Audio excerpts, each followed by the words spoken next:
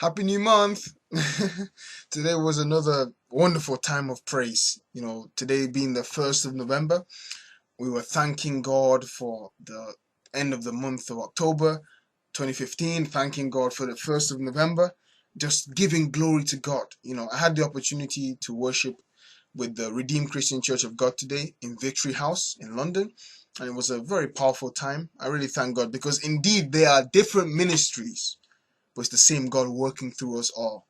And it was a wonderful time. We're thanking God for miracle marriages, thanking God for miracle babies, thanking God for miracle jobs, miracle houses, just thanking God for what He has done for us individually as a church and as individual. And many times I think at this time of the year, it's not about counting what God hasn't done.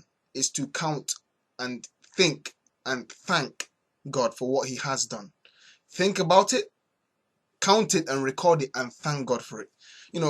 Thanksgiving is powerful. When we thank God for what He has done for us yesterday, we qualify for today's blessing. When we thank God for what He's done today, we qualify for tomorrow's blessing. It's the same thing. When you thank God for where you are coming from, you are preparing, you are now qualified for where God is taking you to.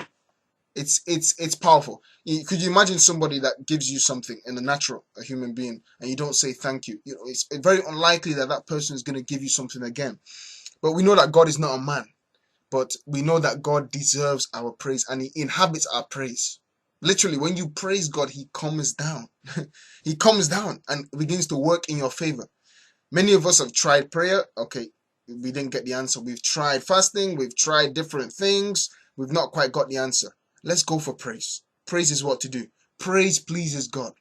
When you praise God, your praise moves God. Heartfelt praise to God. Genuine, heartfelt praise to God moves God in your favor. Just thank Him.